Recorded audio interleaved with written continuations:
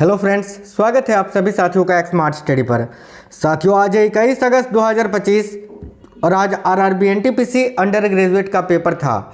आज के इस वीडियो में आज के पूछे गए पहले, दूसरे और तीसरे इन तीनों शिफ्टों के यानी आज के ऑल शिफ्ट के 100% रियल और ऑथेंटिक क्वेश्चंस को देखेंगे। जितने साथी लोग आज पेपर देकर आए हैं, चलिए साथियों आप लोग शिफ्ट वाइज मिला लीजिए कि आपने जो आंसर किया सेंटर में वो सही है या गलत है। और जिनका पेपर अभी बाकी है, आप हमें इस वीडियो के नीचे कमेंट बॉक्स में कमेंट करके जरूर बता देना आपका पेपर कब है। तो शुरू करते हैं साथियों। उससे पहले बता दें, आज भी एक टॉप 70 क्वेश्चन का मोस्ट एक्सपेक्टेड क्वेश्चन चैनल में अपलोड हुआ है। अगर आप में से किसी ने नहीं देखा है तो जाकर देख लेना। उसमें मैंने टॉप 70 बहुत ही इंपॉर्टेंट एक्सपेक्टेड क्वेश्चंस करवाए हैं जिनका पेपर अभी बाकी है उनके लिए। ठीक है, चलिए शुरू करते हैं। देखते हैं सबसे पहले आज के थर्ड शिफ्ट के क्वेश्चन। ठीक है, सबसे पहले आज के थर्ड शिफ्ट के क्वेश्चंस देख लेते हैं। जैसे कि थर्ड शिफ्ट में एक क्वेश्चन ये था, खेलो इंडिया यूथ गेम्स 2025 बिहार के कितने जिलों में आयोजित हुआ था। तो भाई खेलो इंडिया यूथ गेम्स 2025 में अभी बिहार में आयोजित हुआ था, जो कि 7वां संस्करण था। और बिहार के कितने जिलों में आयोजित हुआ था, तो इसका करेक्ट आंसर हो जाता 5 जिलों में। ठीक है, 5 जिलों में देखिएगा पटना, राजगीर, बेगूसराय, गया और भागलपुर शामिल है। तो भाई इसका करेक्ट आंसर आपका 5 जिला हो जाता साथियों। आगे देखिए, क्वेश्चन था भारत की पहली भारतीय आवाज़ वाली फिल्म कौन सी है, यानी भारत की पहली बोलती हुई फिल्म कौन सी है। तो आलम आरा इसका करेक्ट आंसर हो जाता, जो कि 1931 में आई थी, जो कि भारत की पहली भारतीय आवाज़ वाली फिल्म थी। तो आलम आरा अगर आपने भी आंसर किया है तो बिल्कुल करेक्ट है। साथियों, आप लोग वीडियो को लाइक जरूर करिएगा और देखिए वीडियो को शेयर करना अपने दोस्तों के साथ। एक क्वेश्चन था, पीसीबी का फुल फॉर्म क्या होता है। देखिए, कंप्यूटर में या इलेक्ट्रॉनिक्स गैजेट्स जो होते हैं उसमें पीसीबी बोर्ड होता है। तो पीसीबी का फुल फॉर्म जो होता है वो होता है साथियों, याद रखना। ठीक है, प्रिंटेड सर्किट बोर्ड। क्या होता है भाई? Printed circuit board. तो प्रिंटेड सर्किट बोर्ड इस क्वेश्चन के लिए आपका करेक्ट आंसर हो जाता। क्वेश्चन था, भारतीय संविधान का 104वां संविधान संशोधन किससे संबंधित है। तो इसका राइट आंसर हो जाता एंग्लो इंडियंस से। या फिर ऐसा पूछा था कि एंग्लो इंडियंस का संबंध किस संशोधन से है, तो 104वां संविधान संशोधन करेक्ट आंसर हो जाता। ठीक है, आगे देखिए, क्वेश्चन था 102वां संविधान संशोधन जो है ये किससे संबंधित है। तो भाई 102वें जो संविधान संशोधन है ना, इसका संबंध जो है एनसीबीसी से है, यानी राष्ट्रीय पिछड़ा वर्ग आयोग से। देखिए, राष्ट्रीय पिछड़ा वर्ग आयोग को संवैधानिक दर्जा प्रदान करने से संबंधित है संविधान का 102वां संशोधन, याद रखना। आगे देखते हैं, अगला क्वेश्चन जो पूछा है आज के थर्ड शिफ्ट में वो ये था कि निम्नलिखित में से कौन सा कथन एकात्मक संघीय व्यवस्था को नहीं दर्शाता है। ये साथियों ऑप्शन तो नहीं मिल पाया था, शायद आपके ऑप्शन में एक ऑप्शन था कि राज्य और केंद्र के बीच शक्तियों का विभाजन, यही आपका आंसर हो जाता, क्योंकि ये जो है एकात्मक संघीय व्यवस्था को नहीं दर्शाता है। ये ऑप्शन अगर आपके था आपके में, तो यही आपका आंसर हो जाता है इस क्वेश्चन का। ठीक है, क्वेश्चन था, प्रधानमंत्री नरेंद्र मोदी ने बिम्स्टेक शिखर सम्मेलन 2025 के कितनवें संस्करण में हिस्सा लिया था। तो भाई करेक्ट आंसर आपका हो जाता 6ठे सम्मेलन में। ठीक है, या 6ठे संस्करण में।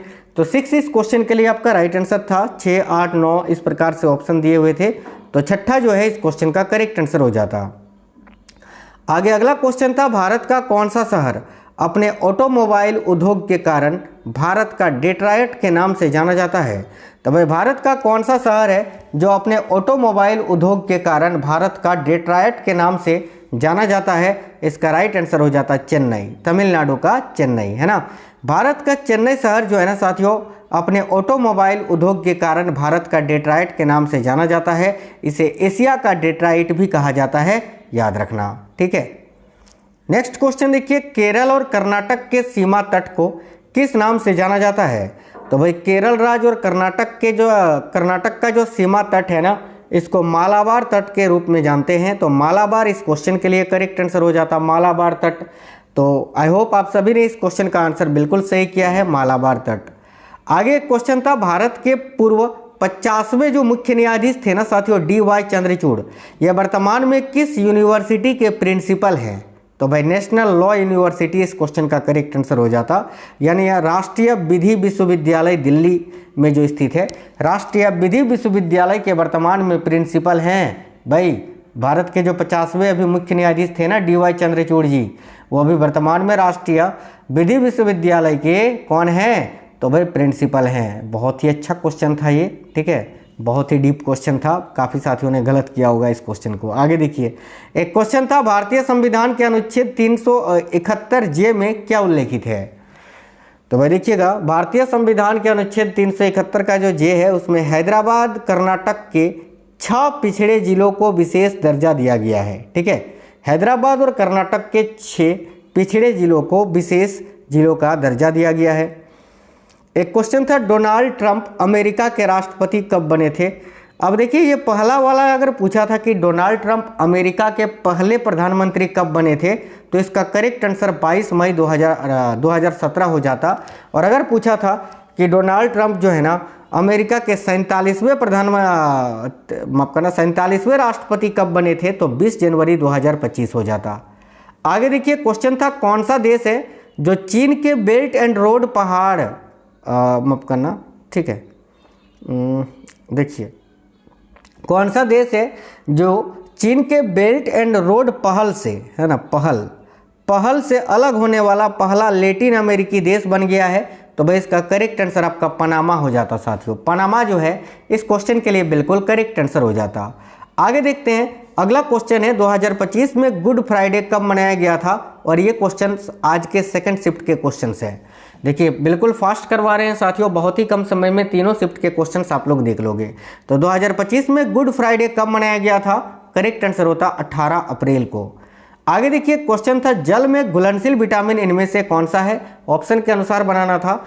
देखिए विटामिन सी और विटामिन बी जो है ये जल में घुलने वाले विटामिन हैं। इनमें से जो भी आपको ऑप्शंस दिए थे वो आपको टिक करना था।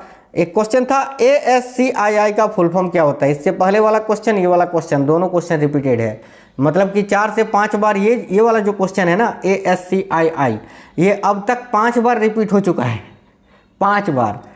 और आप लोग अगर एनालिसिस वाले क्लासेस देखते हैं तो आसानी से कर दिए होंगे कि American standard code for information interchange जो है इसका फुल फॉर्म होता है साथियों। तो इसका correct answer American standard code for information interchange correct answer हो जाता। शिक्षा को समवर्ती सूची में किस संविधान संशोधन के द्वारा शामिल किया गया था? तो देखिए, शिक्षा जो समवर्ती सूची का विषय है इसको किस संविधान संशोधन के द्वारा शामिल किया गया था? तो करेक्ट होता 42वें संविधान संशोधन के द्वारा, जो कि 1976 में हुआ था साथियों। आगे देखिए, क्वेश्चन था भारतीय सिविल सेवा को संवैधानिक दर्जा कब प्राप्त हुआ? तो वह देखिएगा, भारतीय सिविल सेवा को संवैधानिक दर्जा 26 अक्टूबर 1950 को संविधान लागू होने के साथ ही प्राप्त हुआ था, ठीक है। तो 26 अक्टूबर 1950 इस क्वेश्चन का करेक्ट आंसर हो जाता। देखिए, संविधान के अनुच्छेद 315 से 323 में लोक सेवाओं और लोक सेवा आयोग के बारे में प्रावधान किए गए हैं, याद रखिएगा। नेक्स्ट क्वेश्चन है, निम्नलिखित में से कौन सी गैस मुख्य तौर पर अम्लीय वर्षा के लिए जिम्मेदार है? तो भाई SO2 और NO2, आपके ऑप्शन में SO2 दिया हुआ था आज, तो यही आपका करेक्ट आंसर हो जाता, सल्फर डाइऑक्साइड, है ना।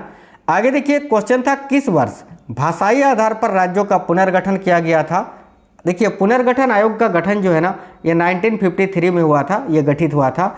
और भाषाई आधार पर राज्यों का पुनर्गठन पहली बार 1956 में हुआ था। तो 1956 इसका करेक्ट आंसर हो जाता। और याद रखना, भाषाई आधार पर पुनर्गठित होने वाला भारत का जो पहला राज्य है वह साथियों आंध्र प्रदेश, ठीक है। चलिए नेक्स्ट है, किस चार्टर अधिनियम ने भारतीयों के शिक्षा के लिए 1 लाख रुपये स्वीकृत किए थे? तो भाई किस चार्टर अधिनियम ने भारतीयों के शिक्षा के लिए 1 लाख रुपये जो है स्वीकृत किए थे? करेक्ट होता 1813 का चार्टर अधिनियम। देखिए, इसमें भारतीयों की शिक्षा के लिए वार्षिक 1 लाख की राशि स्वीकृत करने वाला पहला चार्टर अधिनियम था ये।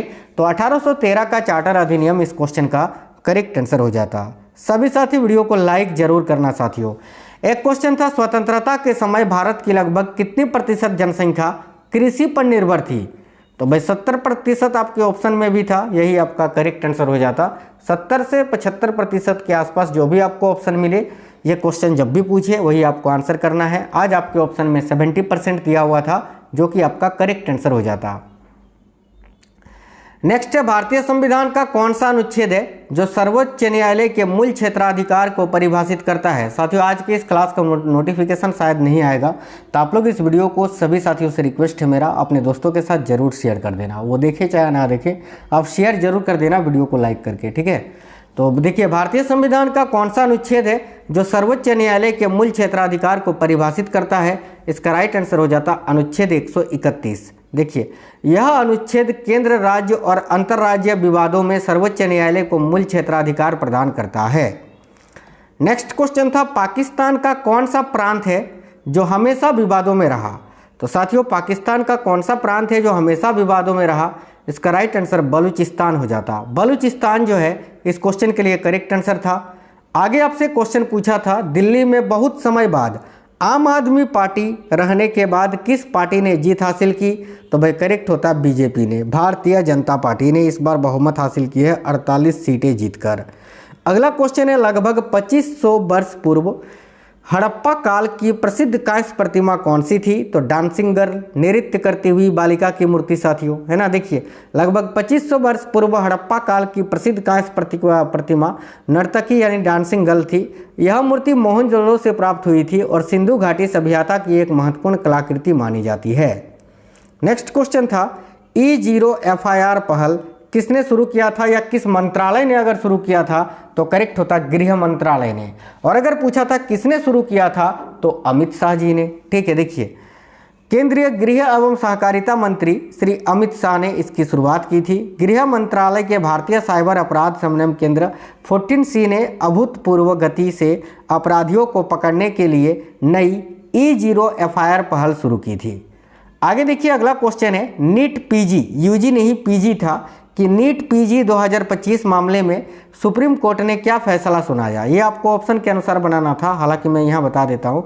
सुप्रीम कोर्ट ने नीट PG 2025 परीक्षा को 2 पालियों के बजाय एक ही पाली में आयोजित करने का निर्देश दिया, यह कहते हुए कि अलग अलग प्रश्न पत्र की कठिनाइयों के स्तर में अंतर में मनमानी और असमानता पैदा होगी, जिसको आप बोलते हैं नॉर्मलाइजेशन में कठिनाई होगी, इसीलिए एक ही पाली में कराया जाए, ठीक है।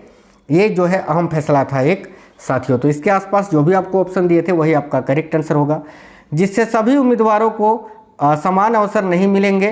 कोर्ट ने 15 जून की परीक्षा को भी स्थगित कर दिया और 3 अगस्त को एक पाली में परीक्षा आयोजित करने की अनुमति दी थी, ठीक है। यानी नॉर्मलाइजेशन ना हो इसलिए एक ही पाली में परीक्षा कराने का आदेश दिया था।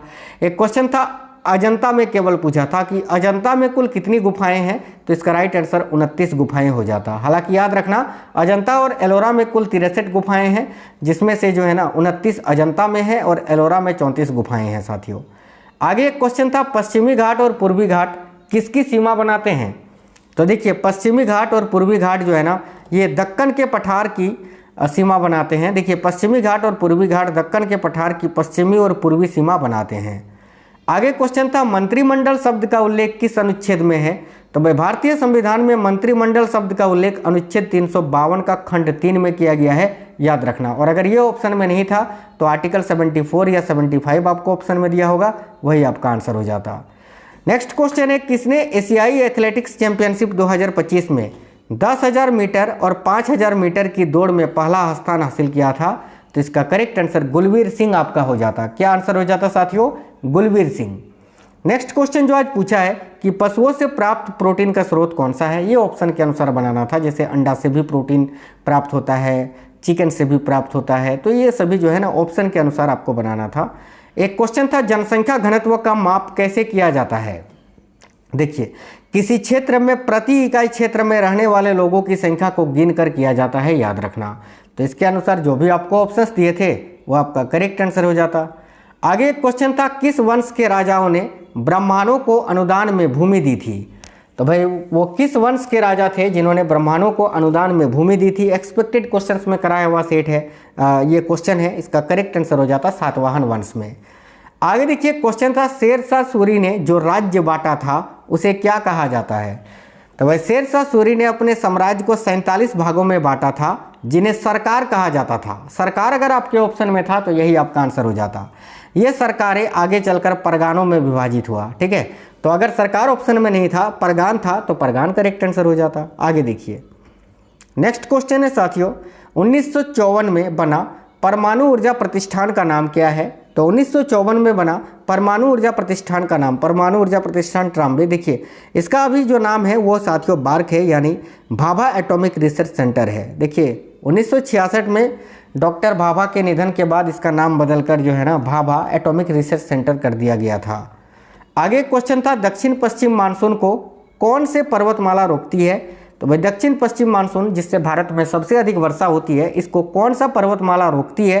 तो इसका करेक्ट आंसर हो जाता पश्चिमी घाट पर्वतमाला। ठीक है, दक्षिण पश्चिम मानसून को मुख्य रूप से पश्चिमी घाट पर्वतमाला रोकती है। एक क्वेश्चन था, वैश्वीकरण से भारतीय अर्थव्यवस्था पर क्या प्रभाव पड़ा था? यह भी क्वेश्चन ऑप्शन के अनुसार बनाना था। देखिए वैश्वीकरण से व्यापार, विदेशी निवेश, तकनीकी प्रगति और रोजगार के अवसरों में वृद्धि के माध्यम से सकारात्मक रूप से प्रभावित किया, जिसमें जीडीपी में उल्लेखनीय वृद्धि हुई है और भारत एक वैश्विक आउटसोर्सिंग हब बना है। इसके अनुसार जो भी ऑप्शंस थे वो आपका करेक्ट होता। एक क्वेश्चन था, आईसीएस यानी इंडियन सिविल सर्विस को आईएएस के पद में कब बदला गया था? तो इसका राइट आंसर होता 1947 के बाद। आईसीएस यानी इंडियन सिविल सर्विस को आईएएस यानी इंडियन एडमिनिस्ट्रेटिव सर्विस में 1947 में भारत की स्वतंत्रता के बाद बदला गया था।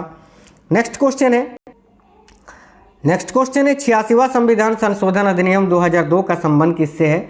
ऑप्शन में 6 से 14 वर्ष तक की आयु के बच्चों के लिए शिक्षा का अधिकार दिया हुआ था, यही आपका आंसर होता।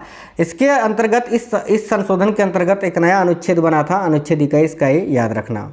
ये साथियों क्वेश्चंस जो हैं आज के फर्स्ट शिफ्ट के क्वेश्चन हैं। अगर आपने आज मेरा फर्स्ट शिफ्ट वाला एनालिसिस वाला क्लास देखा था तो आप यहीं इस वीडियो को स्किप कर दीजिए और जो एक्सपेक्टेड क्लास आज शाम में करीब 7 बजे अपलोड हुआ है जिसमें टॉप 70 क्वेश्चन है उसको जाकर देख लीजिए। ठीक है, देखिए किस विटामिन में प्रोटीन नहीं पाया जाता है, क्वेश्चन ये था। तो भाई विटामिन एक ऐसा पोषक तत्व है जिसमें प्रोटीन नहीं पाया जाता है, ये क्वेश्चन सही से मिल नहीं पाया था। कोई भी विटामिन में प्रोटीन नहीं पाया जाता है, इसका आंसर हो जाता। एक क्वेश्चन था, इनमें से कौन सा कर्नाटक का लोक नृत्य है? ऑप्शन में यक्षगान दिया हुआ था, यही आपका आंसर होता। वैसे आप याद रखना कर्नाटक के प्रमुख लोक नृत्यों में यक्षगान, डोलू कुनीथा, वीरगासो, हुट्टारी, सुग्गी कुनीथा, करगा और लंबी है। नेक्स्ट है, कंट्रोल प्लस टैब शॉर्ट की का प्रयोग किस लिए करते हैं? तो कंट्रोल प्लस टैब शॉर्ट की का प्रयोग एक ही एप्लीकेशन या ब्राउज़र विंडो में खुले टैब के बीच स्विच करने के लिए किया जाता है। बिल्कुल फास्ट करवा रहे हैं। देखिए क्वेश्चन था, नोमैडिक एलिफेंट युद्धाभ्यास 2025 कहाँ पर आयोजित हुआ? तो देखिएगा ये जो साथियों नोमैडिक एलिफेंट युद्धाभ्यास है ये 2025 में मंगोलिया के उलान बटार में आयोजित किया गया था। ठीक है, तो मंगोलिया का उलान बटार करेक्ट आंसर होता। यह अभ्यास भारत और मंगोलिया के बीच एक संयुक्त सैन्य अभ्यास है, ये भी याद रखना। नेक्स्ट क्वेश्चन था, जैन धर्म और बौद्ध धर्म का उदय किस शताब्दी में हुआ था? तो इसका राइट आंसर होता 6ठी शताब्दी ईसा पूर्व में। ठीक है, देखिए जो कि भारत में महान धार्मिक उथल पुथल और बौद्धिक विकास का काल था। आगे क्वेश्चन था, उग्रवादी नेताओं की तिकड़ी कौन सी है? तो भाई उग्रवादी नेताओं की तिकड़ी जो है ना लाल बाल और पाल था, यानी लाला लाजपत राय, बाल गंगाधर तिलक और बिपिन चंद्र पाल। इनके साथ अरविंद घोष भी शामिल थे, याद रखना। 2025 में शिक्षा और साहित्य के क्षेत्र में मरणोपरांत किसको पद्म विभूषण पुरस्कार दिया गया? तो 2025 में शिक्षा और साहित्य के क्षेत्र में मरणोपरांत किसको पद्म विभूषण पुरस्कार दिया गया था? तो MT वासुदेवन नायर जी को। नेक्स्ट क्वेश्चन है, भारत में ई पासपोर्ट शुरू करने का मुख्य उद्देश्य क्या है? तो देखिए भारत में ई पासपोर्ट सेवा शुरू करने का मुख्य उद्देश्य सुरक्षा बढ़ाना, पहचान सत्यापन में सुधार करना और आव्रजन प्रक्रियाओं को सुव्यवस्थित करना है। ई पासपोर्ट में एक चिप होती है जिसमें बायोमेट्रिक और व्यक्तिगत जानकारी संग्रहित होती है। एक क्वेश्चन था, असम पुलिस पर लगे 171 कथित फर्जी एनकाउंटर मामलों के निष्पक्ष और गहन जांच के आदेश किसने दिया था? तो सुप्रीम कोर्ट ने भाई मानव अधिकार आयोग को यह जांच करने का आदेश दिया था। तो मानव अधिकार आयोग इस क्वेश्चन का करेक्ट आंसर हो जाता। अगला एक क्वेश्चन था, बुरहान उल मुल्क के तहत अवध राज्य की स्थापना कब हुई थी? तो बुरहान उल मुल्क के तहत, ठीक है, अवध राज्य की स्थापना जो है 1722 यानी 1722 ईस्वी में हुई थी। देखिए शहादत खान बुरहान उल मुल्क ने 1722 में अवध को एक स्वायत्त राज्य के रूप में स्थापित किया था, जब उन्हें मुगल साम्राज्य द्वारा अवध का राज्यपाल नियुक्त किया गया था। आगे क्वेश्चन था, राष्ट्रीय आपदा प्रबंधन प्राधिकरण का गठन कब हुआ था? इस क्वेश्चन का करेक्ट आंसर हो जाता साथियों 2005 में। आगे देखिए, केरल में फूली हुई बौछार किस खेती से संबंधित है? इसका करेक्ट आंसर हो जाता कॉफ़ी से। केरल में फूली हुई बौछार यानी ब्लॉसम शोवर कहा जाने वाला प्री मानसून वर्षा कॉफ़ी की खेती से संबंधित है। आगे क्वेश्चन था राइटर एसोसिएशन मेंस फुटबॉलर 2025 पुरस्कार से किसे सम्मानित किया गया? तो राइटर एसोसिएशन मेंस फुटबॉलर 2025 पुरस्कार से मोहम्मद सलाह को सम्मानित किया गया है। तो मोहम्मद सलाह इस क्वेश्चन का राइट आंसर होता। आगे क्वेश्चन था महादेव गोविंद रनाडे मुख्य रूप से किससे जुड़े थे? यह भी क्वेश्चन ऑप्शन के अनुसार बनाना था, हालांकि इनके जीवन से जुड़े मुख्य कार्य मैं यहाँ बता देता हूँ। देखिए, एमजी रनाडे ने अपने जीवन काल में पूना सार्वजनिक सभा का गठन किया था, महाराष्ट्र ग्रंथोत्तेजक सभा और प्रार्थना समाज की स्थापना में सहायता की थी। उन्होंने सामाजिक और धार्मिक सुधार की अपनी विचारधारा पर आधारित बॉम्बे एंग्लो मराठी दैनिक समाचार पत्र जो है इंदु प्रकाश का भी संपादन किया था। इसके अनुसार जो भी ऑप्शन था वो करेक्ट होता। सूचना का अधिकार किस पर लागू होता है? तो सूचना का अधिकार, जिसको राइट टू इन्फॉर्मेशन बोलते हैं, आरटीआई अधिनियम 2005, यह भारत के सभी लोक प्राधिकरणों पर लागू होता है। एक क्वेश्चन था डीजी पिन का संबंध किससे है? तो भाई डीजी पिन का संबंध डाक सेवाओं से है। तो डाक सेवा आपके ऑप्शन में भी था, यही आपका आंसर होता। एक क्वेश्चन था स्थायी चारागाह और चरागार भूमि किसके अंतर्गत आता है? तो भाई ग्राम पंचायत आपके ऑप्शन में दिया हुआ था, यही आपका करेक्ट होता। वैसे याद रखना, स्थायी चारागाह और चरागार भूमि भूमि उपयोग के अंतर्गत आती है, जो ग्राम पंचायत के अंतर्गत आती है। आगे एक क्वेश्चन था भारत में हरित क्रांति की शुरुआत किस पंचवर्षीय योजना में हुई थी?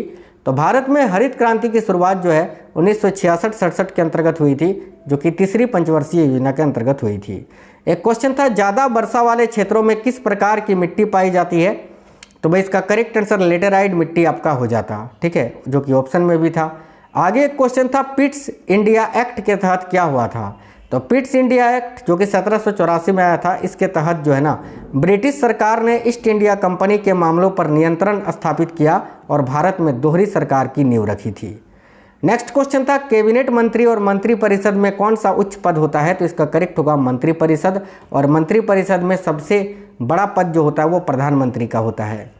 एक क्वेश्चन था बौद्ध काल के समय कौन सी भाषा अंत की ओर था?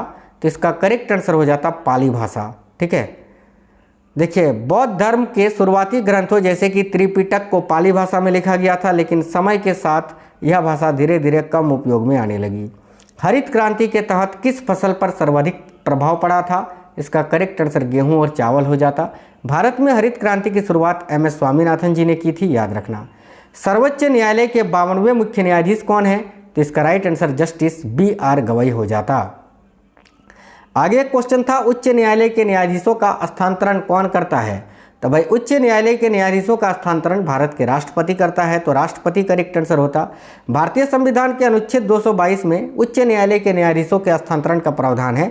इसके अनुसार राष्ट्रपति भारत के मुख्य न्यायाधीशों से परामर्श करने के बाद यह कर सकता है। निम्न में से कौन सी मिट्टी अम्लीय प्रकृति की होती है? इसका भी करेक्ट आंसर आपका लेटेराइट मिट्टी हो जाता। साथियों, ये थे आज के फर्स्ट, सेकंड और थर्ड तीनों शिफ्ट के क्वेश्चन आंसर। आपका आंसर कब है आप हमें जरूर कमेंट बॉक्स में बताइए। और जो मैंने बताया, आज जो टॉप 70 क्वेश्चन का एक एक्सपेक्टेड सेट आया है जीके जीएस का, वो जाकर अभी आप सभी साथी देख लीजिए। चलिए, वीडियो को लाइक करिएगा, शेयर करिएगा और कमेंट बॉक्स में बताना आपका पेपर कब है। आप में से अगर कोई भी साथी नए हैं, चैनल को सब्सक्राइब करके बेल आइकन को ऑन कर लीजिएगा। मिलते हैं साथियों नेक्स्ट वीडियो में। जय हिंद, वंदे मातरम।